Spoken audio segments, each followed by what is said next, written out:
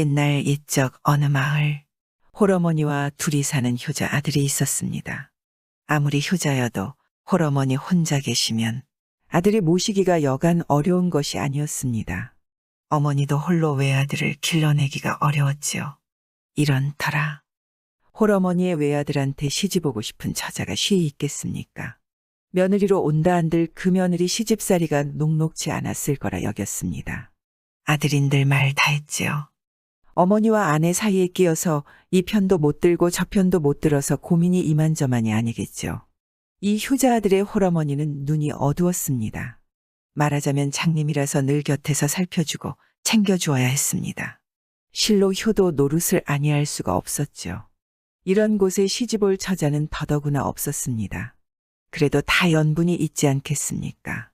그러다가 어쩌다가 저쩌다가 연분을 만나 장가를 들었습니다. 이 며느리가 시집을 와서 살다 보니 시어머니와 사이가 좋지 않았습니다. 본디 못된 것은 아니지만 살다가 보니 하나부터 열까지 사사건건 잔소리를 하는 시어머니 등살에 시집살이가 여간 고된 게 아니었습니다. 그러다 보니 시어머니가 미웠습니다. 하루 이틀 날이 갈수록 불만도 쌓입니다. 그것이 쌓여 원망이 되는 것이겠지요. 그래서 며느리는 주는 밥이나 먹을 일이지 무슨 잔소리라며 원망이 저리 많으냐 하며 마음속으로 말합니다. 솔직히 말해서 우리 시어머니는 어서 죽었으면 좋겠어. 혼자 있을 때는 스스럼 없이 이렇게 말을 내뱉어 버립니다. 시어머니는 어떻겠습니까? 손뼉도 마주쳐야 소리가 나듯이. 시어머니도 며느리 하는 행동거지나 말이 마음에 들지 않았습니다. 새 며느리라고 들어온 것이 꼭 여우같이 우리 아들을 나한테서 빼앗아 가버렸어. 내가 어떻게 낳아서 어떻게 기른 자식인데 저것이 독차지를 해. 어디로 나가버리면 좋겠어. 남편을 잃고 홀로 금이야 오기야 키운 아들이 둘이겠습니까? 셋이겠습니까? 오직 하나밖에 없는 외아들이니 보통 귀하지 않겠습니까? 귀한 아들을 여우 같은 여자한테 빼앗겼다고 생각하면서 미워하기가 며느리가 시어머니를 미워하는 마음과 같았습니다. 고래 싸움에 등 터진다고. 날이 갈수록 어머니와 부인 사이에서 아들은 사실 죽을 맛이었습니다. 홀어머니 밑에서 총명하게 자란 아들은 벼슬을 살았습니다. 서울 궁궐에 가서 임금님을 모시는 벼슬을 살고 있었죠. 그러자니 자연히 집을 비우는 때가 많았습니다. 서너 달에야 집을 온 적도 종종 있었습니다. 그러던 어느 날도 시어머니의 잔소리가 악화될 대로 악화된 이들 고부를 두고서 서울로 가자니까 도무지 마음이 놓이지 않아 차마 발길이 떨어지지 않았습니다. 이대로 그냥 두고 갈 수가 없었죠. 필시 자기가 없는 사이에 어머니를 굶겨 죽일 것만 같았습니다. 생각해보면 눈먼 어머니가 그래도 불쌍하였습니다. 자기 부인도 생각해보면 어머니의 생때 같은 등살에 힘들겠지만 그래도 핏기가 있는 젊은이 아니겠습니까? 이러나 저러나 해도 늙음과 젊음은 비교가 될 수 없는 법이죠. 그래서 몇 날 며칠 국리 끝에 효자 아들은 묘책이 떠올랐습니다. 부인을 불러 말합니다. 여보게, 서울로 벼슬을 사러 가야 하네. 이번에는 좀 시간이 걸리겠네. 어머니 좀 잘 부탁하네. 내가 사실 듣고 보는 것이 불효자와 같은 소리네만은 어머니께서 편히 세상을 뜨게 하는 방법이 있는데 드디어 알아냈네. 부인은 은근 반기며 말합니다. 아, 그런 것도 공부거리라면 대단하네요. 제발 가르쳐 주세요. 효과가 많겠지요. 많다뿐이야. 백발백중이지. 비결은 간단하다고. 하며 소상히 말해줍니다. 하나는 콩죽을 쏘아주면 3년 안에 돌아가시고 또 달기 낳은 첫 달걀을 100개만 모아다가 먹이면 1년 만에 돌아가신다며 알려주었습니다. 지금 어머니 식성으로 보아서 보통 음식을 드리면 3년이 뭐야. 5년, 7년, 10년도 더 사실 것이야. 그러면서 멍석을 갖다가 깔아드리면 더 빨리 돌아가신다며 마지막 세 번째 비결까지 일러줍니다. 세 가지 비결을 들은 부인은 내심 옳거니 했지만 겉으로 내색할 수 없어 남편을 안심시킵니다. 설사 부모님이 일찍 돌아가시는 비결을 알았다 하나 자식으로서 어찌 그것을 행하겠어요? 노인네니까 나이 때문에 쉬 돌아가시겠지요 뭐. 그래, 고맙소.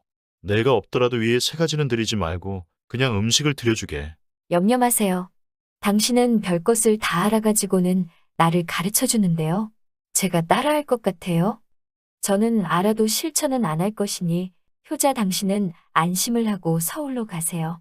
말은 이렇게 하여 안심시켰지만 왠지 며느리의 목소리에 생기가 있었습니다. 듣자하니 두 부부 대화는 우습기만 합니다. 처음엔 어머니가 빨리 돌아갈 방법을 서로 좋아하더니 다음에는 서로 그 방법을 쓰지 않겠다고 야단이니 도대체 진짜 속마음을 모르겠습니다. 그리고는 마지막으로 당부하며 말합니다. 자, 내가 서울 갔다가 올 때 어머니가 건강하시고 잘 살아 계시도록 하오. 그럼 믿고 갑니다. 부인도 하나라도 잊어버릴세라. 또렷이 잘 기억해둔 걸 읊으며 안심시켜줍니다. 안심하고 가세요. 콩죽, 첫 달걀, 멍석은 절대로 안 해드릴 테니까. 응?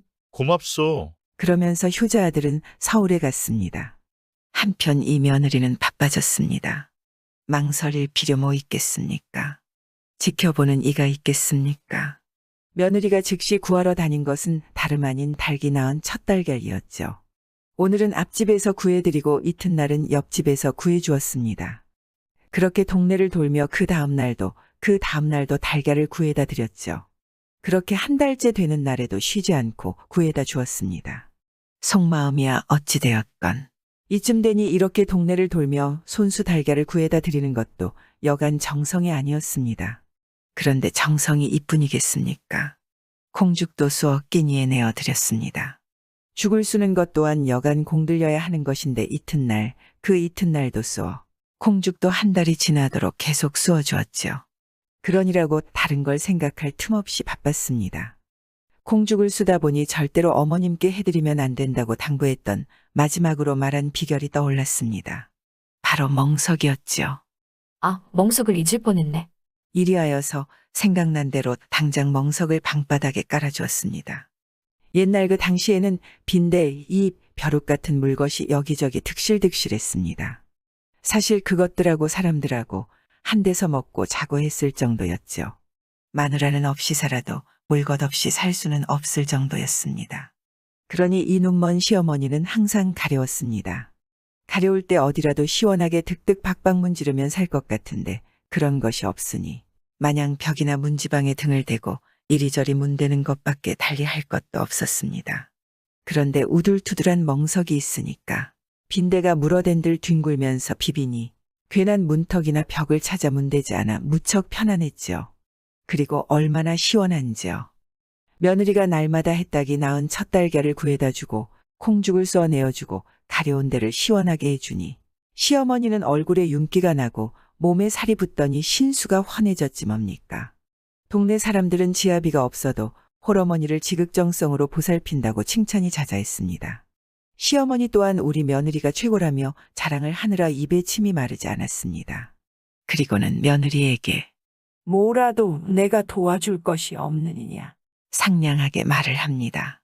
지난날 너의 고운 성품을 알아보지 못하고 트집이나 잡아 질투하고 미워한 것을 사과한다고 하였습니다.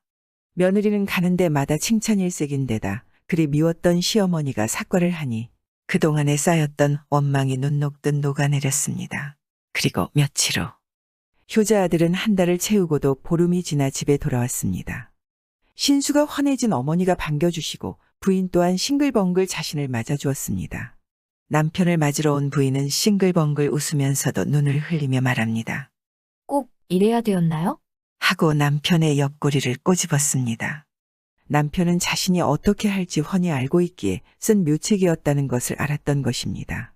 처음엔 남편한테 걸려들었구나 괘씸했지만 자신의 행동으로 미움과 원망이 사라지고 칭찬받으니 비로소 깨닫게 되었던 것입니다. 그 후로도 서로 아끼며 잘 살았다고 합니다. 홀로 자신을 키운 눈이 먼 어머니에겐 더 없는 효자 아들이고 시집살이에 서름받으며 고단하게 사는 부인에게는 영리한 남편이었습니다. 효자 아들의 번뜩이는 지혜로 집안이 화목해졌습니다. 구독과 좋아요와 함께 오늘도 좋은 날 되세요.